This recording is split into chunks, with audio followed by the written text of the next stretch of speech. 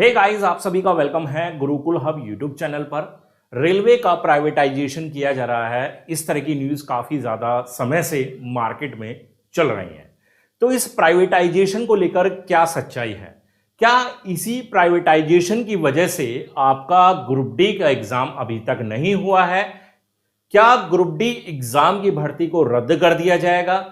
क्या group D exam में जो वैकेंसीज हैं 1 लाख से ऊपर उनको कम कर दिया जाएगा? तो इस तरह की अफवाहें भी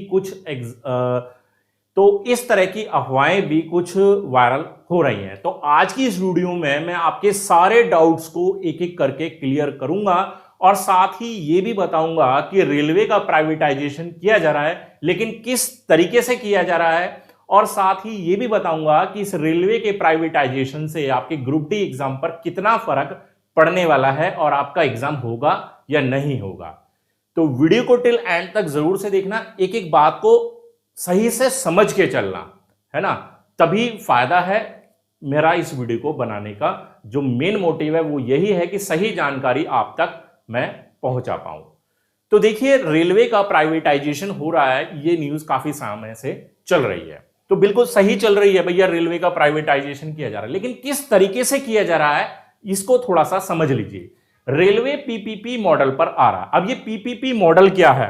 पीपीपी मॉडल एक्चुअली में होता क्या है, मैं आपको थोड़ा सा बता दूं। पीपीपी का मतलब किससे है? पीपीपी तो पी से बना पब्लिक, पी से बना प्राइवेट, और अगला पी से बनता है पार्टनरशिप। पार्टनरशिप, ठीक है। अब इस पीपीपी से क्या मतलब है हमारे रेलवे के अंदर? देखिए, रेलवे में काफी सारे ऐसे काम हो जाते हैं, जैसे कि नए पुलों का निर्माण करना है, नई रेलवे लाइन को बिछाने का काम है, या फिर कुछ नई ट्रेनों को चलाने का काम है, जो कि रेलवे चाहता है कि सरकारी एम्प्लॉय की बजाय कुछ ऐसी कंपनियों को इसका ठेका दे दिया जाए जो कि एक सही समय से काम को कंप्लीट करा लिया जाए। ये आप भी समझते हैं कि जो सरकारी कंपनियां होती हैं वो काम को कितना डिले कर देती है। तो इस पीपीपी मॉडल में ऐसा ही किया जाएगा। रेलवे भर्ती बोर्ड एक, मैं मानता हूं कि इंडिया का सबसे बड़ा भर्ती बोर्ड भी है। साथ ही रेलवे भर्ती बोर्ड एकमात्र ऐसा बोर्ड है जो मतलब रेलवे पूरा डिपार्टमेंट, इंडिया का सबसे बड़ा डिपार्टमेंट है जिसका खुद का अपना एक भर्ती बोर्ड है, जिसमें विभिन्न विभिन्न प्रकार की सरकारी नौकरियों पर पदों को नियुक्त किया जाता है, जिसमें ग्रुप डी आपकी हो जाती है जो कि 4th क्लास लेवल पर आती है, ठीक है। बाकी अच्छे लेवल पर एनटीपीसी की हम बात करते हैं, जो ग्रेजुएट लेवल बच्चे उस एग्जाम के पास करने के बाद अच्छे अच्छे पदों पर नियुक्त होते हैं, जैसे सीए हो गया, टीए हो गया, एएसएम हो गया, गुड्स गार्ड हो गया, और रिजर्वेशन क्लर्क हो गया, क्लर्क की डिपार्टमेंट में और भी जूनियर क्लर्क, अकाउंटेंट वगैरह की पोस्ट यहां पर दी जाती है। बट कुछ ऐसे काम है जैसे कि डेवलपमेंट करना, रेलवे को आगे और ज्यादा ग्रोथ करनी है, डेवलप करना है, उसका प्रसार करना है, तो तब रेलवे पीपीपी मॉडल पर काम कर रहा है। तो आपको यह समझ में आया कि पीपीपी मॉडल क्या है? पब्लिक प्राइवेट पार्टनरशिप, ठीक है। इस मॉडल के तहत रेलवे को प्राइवेट किया जा रहा है, ना कि पूरे के पूरे महकमे, पूरे के पूरे डिपार्टमेंट को प्राइवेट किया जा रहा है। तो आपके मन में जो ये वाला डाउट है प्राइवेटाइजेशन को लेकर, तो उसको थोड़ा सही तरीके से समझिए, है ना। सही तरीके से समझना बहुत ज्यादा जरूरी है। अब हम आते हैं कि क्या इस PPP model, public private partnership का, क्या हमारे आरआरबी, एनटीपीसी, ग्रुप डी या कोई और अन्य सरकारी पद निकलता है आरआरबी के थ्रू, तो क्या उस पर फर्क पड़ेगा? देखिए, उस पर बिल्कुल भी फर्क नहीं पड़ने वाला है, क्योंकि यहां पर बात हो रही है रेलवे के प्रसार की। अगर रेलवे कोई नई ट्रेनें चलाने की बात कर रहा है तो उसमें वो प्राइवेट कंपनियों को उसका ठेका दे रहा है, उसके साथ वो समझौता कर रहा है। यहां पर ग्रुप डी या एनटीपीसी की वैकेंसी से तो कोई फर्क पड़ने वाला नहीं है, ठीक है। तो ये बात आप पूरी तरह से अच्छी तरह से समझ लीजिए कि रेलवे की जो वैकेंसीज हैं उनको कम नहीं किया जाएगा। डिले हो रहा है, डिले होने के पीछे दूसरा कारण है, वो भी मैं आकर अभी बताऊंगा कि रेलवे देखिए स्टेप टू स्टेप काम कर रहा है, स्टेप टू स्टेप काम कर रहा है, ठीक है। तो पीपीपी मॉडल का तो आपकी भर्तियों पर कोई फर्क नहीं पड़ेगा। अब डिले क्यों हो रहा है भाई? हम एक चीज देख रहे हैं कि मार्च 2020 से लेकर अब तक रेलवे के पहिए बहुत ज्यादा थमे हुए हैं। भाई अगर हम देखें तो पैसेंजर ट्रेन फिलहाल नहीं चल रही है, 1.5 साल से ज्यादा हो गया पैसेंजर ट्रेनें नहीं चल रही हैं।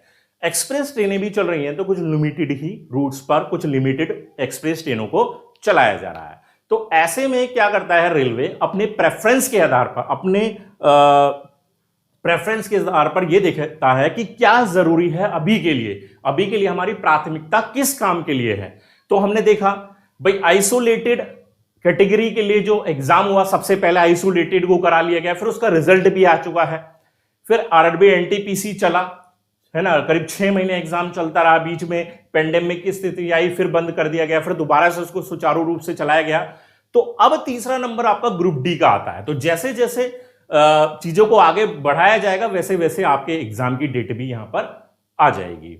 ये नहीं है कि पीपीपी मॉडल या प्राइवेटाइजेशन की वजह से आपके जो ग्रुप डी है इसके पदों को कम कर दिया जाएगा या इसकी भर्ती को रद्द कर दिया जाएगा या आने वाले समय में इसका एग्जाम नहीं लिया जाएगा। एग्जाम डेफिनेटली होगा, हाँ थोड़ा सा डिले हो रहा है। थोड़ा सा क्या डिले, तो खैर ओवरऑल अगर देखूं तो बहुत ज्यादा हो गया है और अभी भी आगे डिले हो रहा है। वो सीधा सा एक ही कारण है कि रेलवे प्राथमिकता के तौर पर जो काम देख रहा है तो उसके हिसाब से उसी गति के साथ वो आगे बढ़ रहा है। हाँ, यहां पर मैं रेलवे का एक बहुत बड़ा यहां पर एक फॉल्ट मानता हूं, एक गलती मानता हूं कि रेलवे ने ऑफिशियली आकर इस चीज को डिक्लेयर नहीं किया है अभी तक कि रेलवे का ग्रुप डी एग्जाम कब तक कंडक्ट करा लिया जाएगा। मेरा कहना यह है कि रेलवे को ऑफिशियली एक टेंटेटिव डेट कम से कम बता देनी चाहिए ताकि स्टूडेंट समझ पाए कि हमारा एग्जाम अभी कब होने वाला है। 1 महीने का समय है, 2 महीने का समय है, क्योंकि उससे एक तो प्रिपरेशन करने का मन अच्छा होता है, मनोबल बढ़ जाता है कि हाँ चलिए हमारा एग्जाम होगा और एग्जाम अभी हमारा 1 महीने बाद, 1.5 महीने बाद, या 2 महीने बाद होगा। तो रेलवे को यहां पर यह काम जरूर से करना चाहिए कि वो आकर एक टेंटेटिव डेट स्टूडेंट के सामने शेयर करे ऑफिशियली नोटिफिकेशन निकालकर। और हो भी सकता है कि हफ्ता भर या 10 दिन के अंदर शायद रेलवे आगे आए और ऑफिशियली ये चीज डिक्लेयर कर दे।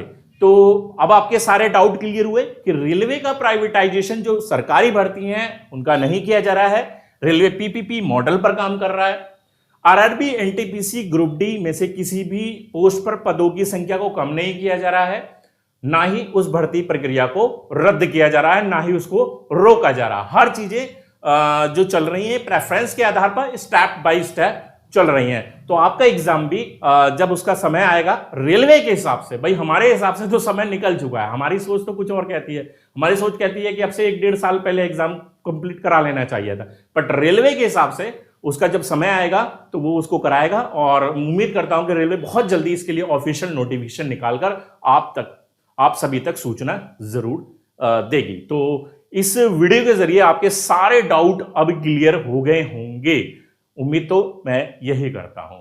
तो आज की इस वीडियो को बनाने के पीछे का मेन मोटिव यही था। काफी सारे बच्चे कह रहे थे कि सर रेलवे क्या कर रहा है, रेलवे ग्रुप डी के एग्जाम के बारे में क्यों न्यूज नहीं दे रहा है, क्या मेन वजह है। तो मैंने आपके यहां पर इन सभी क्वेश्चंस के जवाब दिए हैं।